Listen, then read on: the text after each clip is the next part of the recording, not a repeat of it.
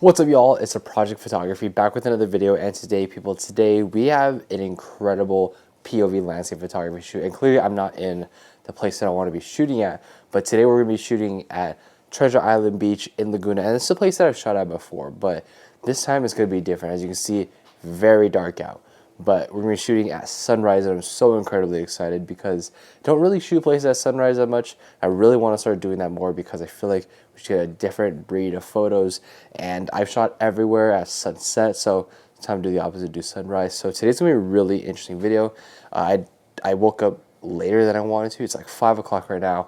Sunrise is at about 6:52. The area that I want to go to is about an hour away. Let's get started and start moving over there. So as you can see, the drive is about 48 minutes, and that's a pretty far drive. It'll hopefully get us some incredible landscape photos. I mean, I love this area to go shoot at, and I haven't been in the morning. And I think sunrise in SoCal in particular is a very interesting thing because the sun doesn't actually rise on the beaches here in SoCal. It actually sets here, so that's where you kind of get the SoCal beach vibe. I don't know, but it's definitely a different type of photo, so I think we're gonna get something really interesting. I'm really excited. So with that being said, let's get right in and start heading over there.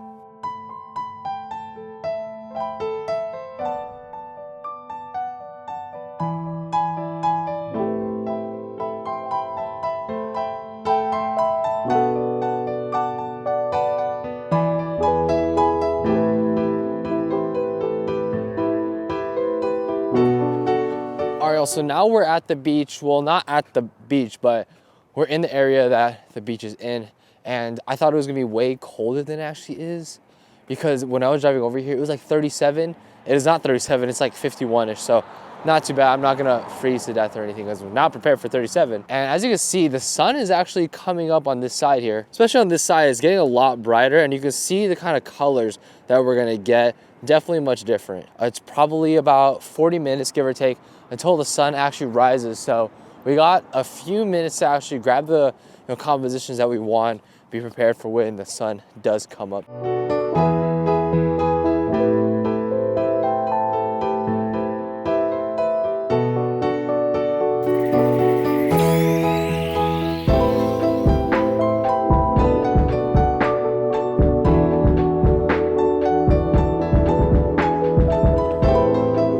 Alright, y'all, so as you can see, the sun is definitely coming up on this side over here, and this is where the best light is probably going to be.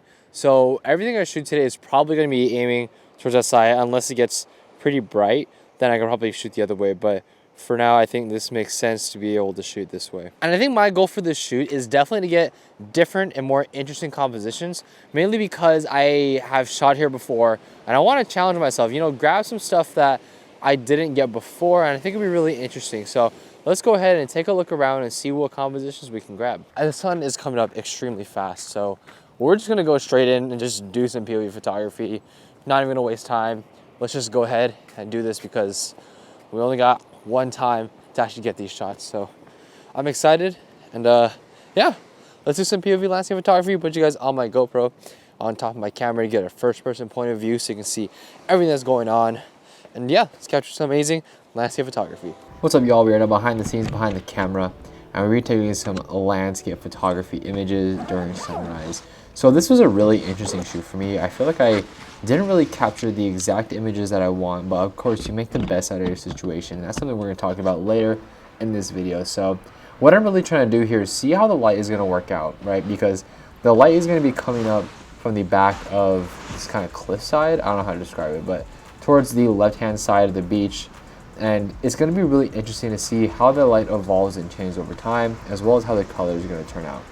So right here, I'm standing on this rock to kind of get a better vantage point of what that composition is going to look like, as well as what that light is going to look like, because we are more into the ocean, so we're going to get a bit more of the water, and that's kind of what I was trying to achieve here with this exposure. And as you can see, it's far too contrasty. I feel like there's not really much color going on. It's just a very hard image kind of edit, and I just felt the composition really wasn't there, which is why I wasn't necessarily too happy shooting this direction. As we're gonna move on, and what I'm gonna do is actually picking up and taking my camera over to the other side. As you can see on the left hand side of the screen, the light was actually really nice and soft, much better hues. So I really felt like we just had to change directions and had to walk quite a long time before I actually got to this area. This is the area that I shot in before. As you can see, there's much better lighting. And I see this little tide pool here, and I feel like this would make a really nice foreground element with the cliffs being the background element. And I felt like this would probably be the best chance we get actually capturing a decent photo today. It was just difficult. I mean, I captured like 3 or 4 different photos, but what we're going to do here is be taking some long exposures of the foreground first of all, and then the background, and then stacking together in post-production to make a focus stack image so that the image is sharp all throughout. And I only took 2 exposures because I felt like that's what I really needed to be able to capture and focus from the entirety of the bottom to the top of the frame. And then after combining in post, this is what we get. I mean, this is an alright image, to be honest. I felt like I did the most I can with the editing. I felt the lighting just wasn't there. I felt the colors were just a little bit muted, and honestly, there just wasn't much I could do about that in post-production. But I actually do like the composition. I think when I edited it, I made sure to make the tide pool really stand out, as well as bring a lot of contrast to the image. So this was the only image I actually really liked from today. And unfortunately, that's just how it is sometimes, but that's kind of what I want to talk about in this next part of this video, the ugly truth about landscape photography. So let's jump right in.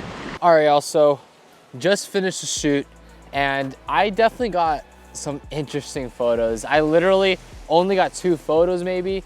I definitely at least got 1, but I really want to talk about the ugly truth about landscape photography.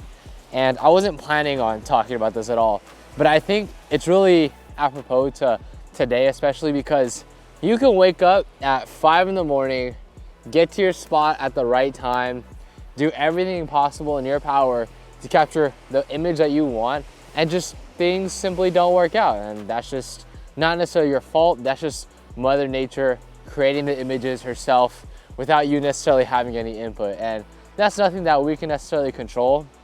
And that is the ugly truth about landscape photography.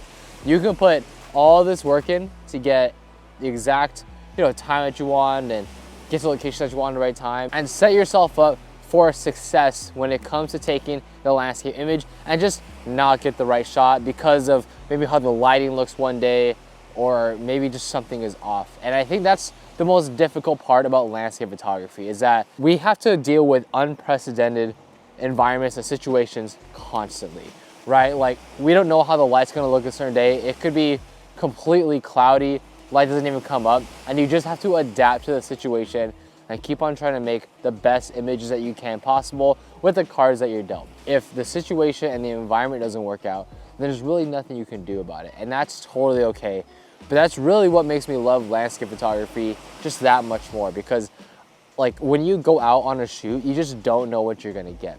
And I think the best landscape photographers, again, like I said, make the best with what they have at their disposal. And this might be like discouraging to some people, especially if they're starting out landscape photography, right? They wanna take these amazing photos that you can print on the wall and show off to all your friends and family. But if I'm being honest, when I go out on shoots, I maybe get 2 or 3 really great photos, and the rest are kind of just eh. And that's how it's been for my entire landscaping career. And that's something that you have to like mentally accept as a landscape photographer, because it's tough. Because if you look at almost any other niche of photography, right, you can go out and shoot a bunch of photos and come out with a lot of really good ones that are all portfolio worthy. But when it comes to landscape photography, it really takes a lot of time and energy just to get the thing done when it comes to shooting landscapes, and you might come out with the 2 or 3 good images. But honestly, I think that's what makes me love this niche more, because just like the earth and just like shooting landscape images, there's nothing more beautiful than capturing that image that really stands out to you and is amazing. It's gonna wow all of your friends. It's doing all this for maybe just that one chance to get a great image. But to me, at the end of the day, it's all worth it, because the images that we get are honestly second to none, because there's nothing that can replicate the true earth that we have and Mother Nature.